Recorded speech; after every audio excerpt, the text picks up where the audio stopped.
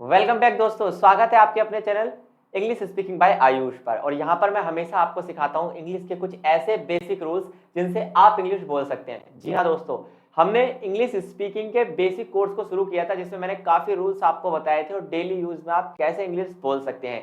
जैसे मैंने आपको बताया था कि कैन का यूज आपको कैसे करना है, मे का यूज आपको कैसे करना है, कैसे आप बोलेंगे अपनी compulsion, I have to do something, I had to do something, he has to do something, I'll do something। इस तरह के कुछ सेंटेंसेस मैंने आपको सिखाए थे जो कि आपकी डेली इंग्लिश में यूज होते हैं। लेकिन आज की जो हमारी क्लास है वो बिल्कुल हटके होने वाली है। कारण क्या है, ये इंग्लिश स्पीकिंग कोर्स का एक ऐसा हिस्सा है जो जीरो से हीरो की तरफ जाता है। बिल्कुल ये सीरीज आपको साफ साफ दिखाई दे रही होगी, ये सीरीज है आपकी zero to hero learn English. यानी जिसकी इंग्लिश बिल्कुल बेकार है वो भी आज और अभी से इंग्लिश बोलना शुरू कर देंगे, बशर्ते आपको कुछ डेली यूज सेंटेंसेस सीखने होंगे। अब आप कहेंगे सर ये डेली यूज सेंटेंसेस आखिरकार होते क्या हैं?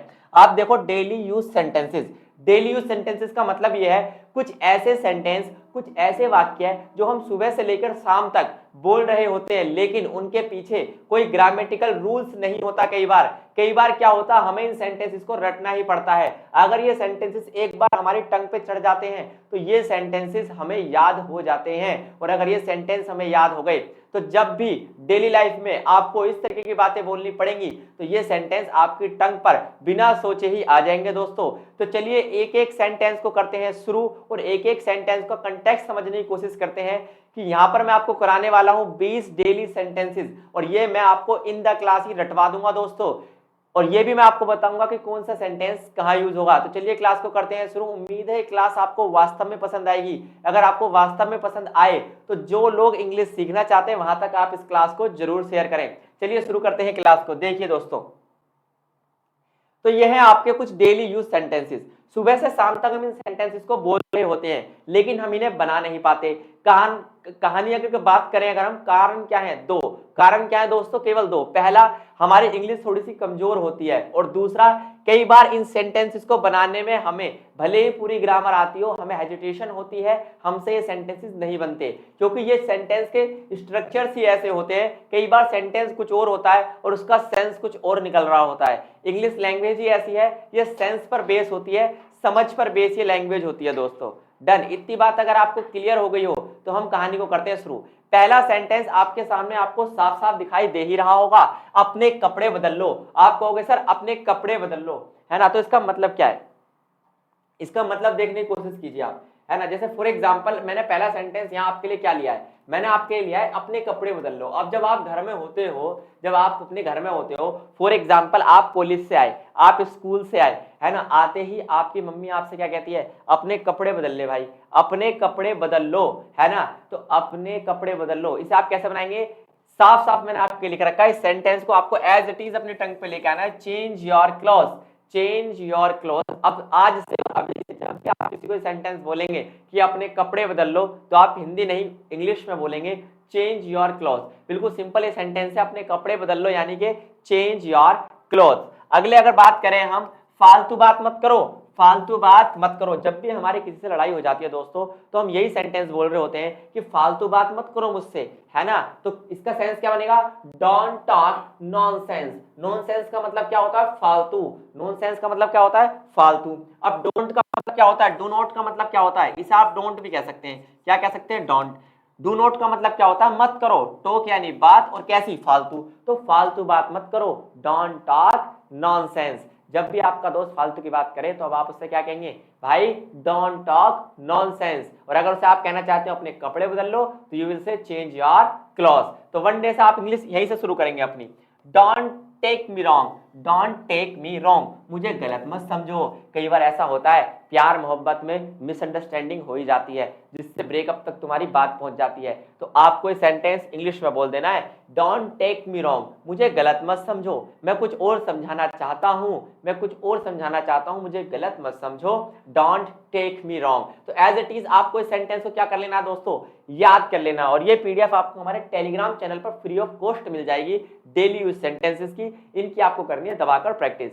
तो मैं क्या कहना चाह रहा हूं कि भाई मुझे गलत नहीं समझो, मैं कुछ और बताना चाहता हूं, don't take me wrong. Done दोस्तों। इसके अलावा अगला सेंटेंस आपका get ready at once. Get ready at once. इसका मतलब क्या है? तुरंत तैयार हो जाओ। इसका मतलब ये दोस्तों, तुरंत तैयार हो जाओ। जैसे फॉर एग्जांपल, आपका और आपका दोस्त शादी में जाने वाले थे। भाई सीधी सी बात है, शादी में जाने वाले थे, आपने अपने दोस्त को वादा किया मैं तेरे साथ शादी में चलूंगा, है ना, और आप भूल गए। आपका दोस्त आपके घर आ गया, उसने आते ही आपसे क्या कहा? उसने आते ही आपसे कहा अभी तक तू तैयार नहीं हुआ। वो कहता भाई तैयार क्यों होना था? भूल गया शादी में जाना है। तो तुम्हें क्या कहेगा वो? तुरंत तैयार हो जाओ, शादी में जाना है। तो you will say get ready at once, get ready at once, we have to join a marriage, है ना। तो हमें क्या करना है? एक शादी में जाना है, एक शादी में जाकर क्या करना है? मजे लेने हैं। तो उससे क्या कहोगे? तुरंत तैयार हो जा भाई। तो you will say get ready at once. क्या कहेंगे आप? Get ready at once. Done दोस्तों, ये 4 सेंटेंस आपके दिमाग में आए। क्या है ये 4 sentences? Change your class, don't talk nonsense, don't take me wrong, get ready at once. ये 4 सेंटेंस आपके दिमाग में उम्मीद है बैठ गए होंगे। अब हम बात करते हैं आगे दोस्तों, ठीक है। तो इनके साथ तो हिंदी भी मैंने लिखी हुई थी, अब इनके साथ आपको कोई हिंदी नहीं मिलने वाली, आपको खुद बनानी है इनकी हिंदी। कमेंट बॉक्स में आप बनाने की कोशिश करना, साथ साथ मैं भी आपको बताऊंगा।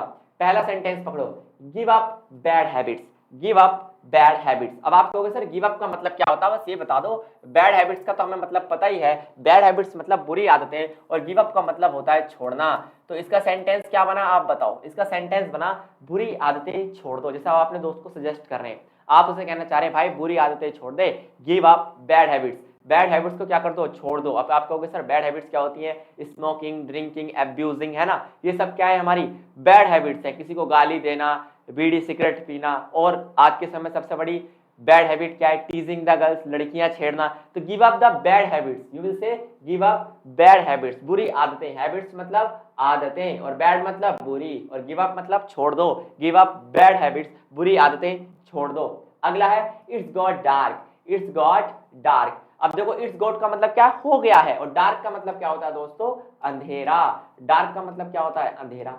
और फॉर एग्जांपल आप घर में बैठे थे, आप घर में बैठे थे, लाइट चली गई, लाइट जाते हमारे मुंह से एक सेंटेंस निकलता है, ओह ये तो अंधेरा हो गया। तो यू विल से इट्स गॉट डार्क। क्या है सेंटेंस? दिमाग में रट लो, इट्स गॉट डार्क। जब भी अंधेरा हो जाता है तो will say it's got dark. Done दोस्तों।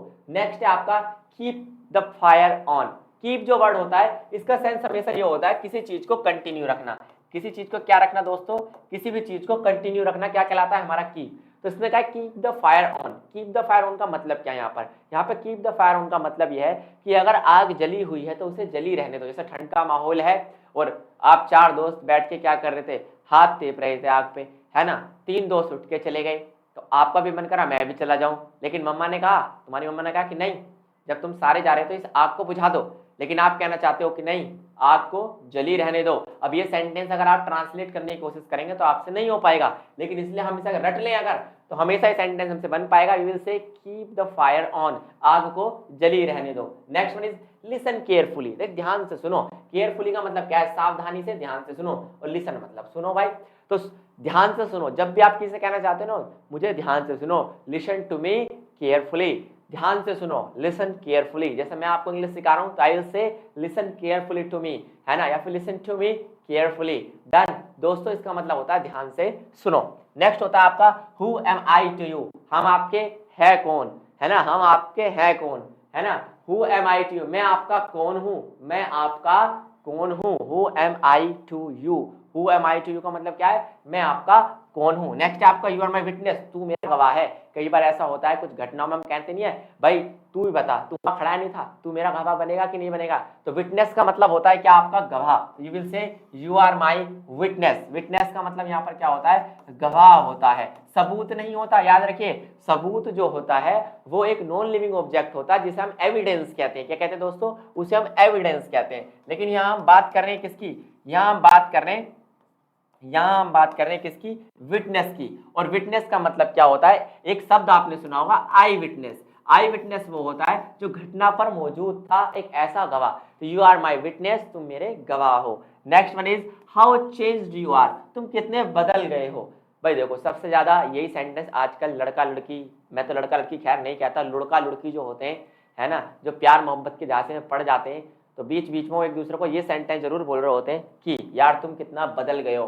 तो आप इसे कैसे बोलोगे? How change you are, how changed you are, तुम कितना बदल गए हो, है ना। How changed you are. Next one is what do you want, क्या चाहिए।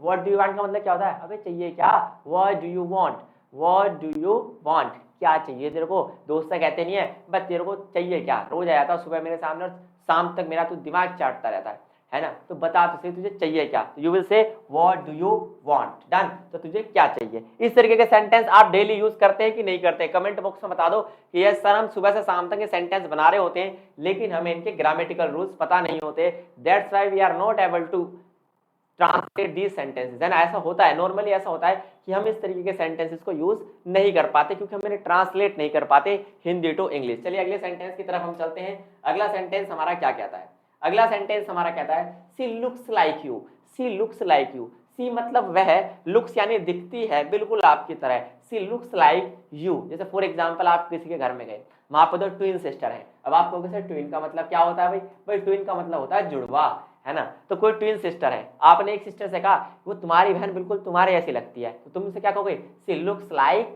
यू, वो तुम्हारी बहन बिल्कुल तुम्हारे जैसी लगती है। जैसे आई लुक लाइक यू, मैं तुम्हारे जैसा दिखता हूँ। डन। प्लीज स्पीक स्लोली, मान लो कोई जल्दी जल्दी समझा रहा है, फॉर एग्जाम्पल मैं आपको जल्दी जल्दी समझा रहा हूँ और आप कमेंट करना चाहते हैं सर प्लीज स्पीक स्लोली, थोड़ा धीरे धीरे बोलिए। स्पीक स्लोली, प्लीज मतलब कृपया करके, स्पीक मतलब बोल दो, स्लोली मतलब धीरे धीरे, है ना। तो धीरे धीरे बोलिए, कृपया करके धीरे धीरे बोलिए, प्लीज स्पीक स्लोली, है ना। I am in my house, या फिर आप कह सकते हैं I am at home. In my house को आप ऐसे भी लिख सकते हैं दोस्तों, आई एम एट होम। जब भी आपका दोस्त पूछता है अबे कहाँ पे है भाई, है ना, आपका दोस्त फोन उठाते सबसे यही पूछता ना कहाँ है भाई आजकल, तो तुम क्या कहते हो भाई घर पे हूँ, कहाँ हूँ, घर पे हूँ। दो तरीके से बनाने के, I am at home, I am in my house, I am at home, I am in my house. Done दोस्तों। इसके अलावा आता है मे आई कम इन, है ना, जिसे हम स्कूल में कहते थे मे आई कम इन, है ना। हम कहते थे क्या, मे आई कम इन। अभी जो कमीन शब्द है तो आपको पता ही है कमीन का मतलब क्या होता है, तो कमीन नहीं होता, मे आई कम इन होता है। यू विल से मे आई कम इन, आपको पता है क्या मैं अंदर आ सकता हूं, मे आई कम इन। और मैंने आपसे पहले भी कहा था दोस्तों ये आई कोई शब्द नहीं होता है, इट विल बी आई, क्या होगा, ये आई होगा, आई, मे आई कम इन, मे आई कम इन सर, मे आई कम इन मैडम। डन, इतनी बात आपको क्लियर हुई। नेक्स्ट मैंने आपका कम टू द पॉइंट, भाई मुद्दे पे आ, कम टू द पॉइंट, मुद्दे पे आ, फालतू की बात मत कर, डोंट टॉक नॉनसेंस, फालतू की बात मत कर। अभी सीखा था ना, don't talk nonsense, come to the point, point मुद्दे की बात पे आ, जिसके बारे में हम यहाँ लड़ने आए हैं, है ना। अभी मैं तुम्हें कहानी सुनाऊंगा इसी के ऊपर, चलो। इसके अलावा डोंट टॉक, यह है don't make a noise. Make a noise का मतलब होता है दोस्तों शोर करना, नॉइज मतलब होता है शोर, आवाज। डोंट मेक अ नॉइज, भाई आवाज नहीं करो, शोर नहीं करो। पूरे दिन बोलते रहते हैं, मान लो घर में 5-6 बच्चे हैं आपके, है ना, आपके नहीं मतलब इन द सेंस आपके रिश्तेदारों के आए हुए हैं, है ना। तो डोंट मेक अ नॉइज, उनसे हम यही कहते हैं यार आवाज मत करो, मेरे को पढ़ना है ना, मेरे को सीखनी है इंग्लिश, मुझे क्लास लेने दो। Don't make a noise, don't मतलब मत करो, मेक अ नॉइज मतलब आवाज, तो आवाज मत करो, शोर मत करो। डोंट फाइट, अगर वो बच्चे आपस में लड़ने लग जाए तो उनसे कहो डोंट फाइट, डोंट फाइट, लड़ो नहीं, है ना, डोंट फाइट, लड़ना नहीं है। इसके अलावा इस संबंध है, इस संबंध है, भाई ये सेंटेंस तो आपका पता सबसे इंपॉर्टेंट है, इस संबंध है। फॉर एग्जाम्पल आप अपने घर में बिल्कुल अकेले हैं, आप क्या अपने घर में बिल्कुल अकेले हैं और तभी आपको लगा कि गेट के पीछे कोई खड़ा है, ये रात की बात है, रात के 12 बजे की, आप अकेले थे अपने इतने बड़े घर में और आपको लगता है कि गेट के पीछे कोई है, तो हम क्या पूछते हैं, क्या वहां कोई है। हम भूत से ही पूछ रहे होते हैं क्या वहां पर कोई है।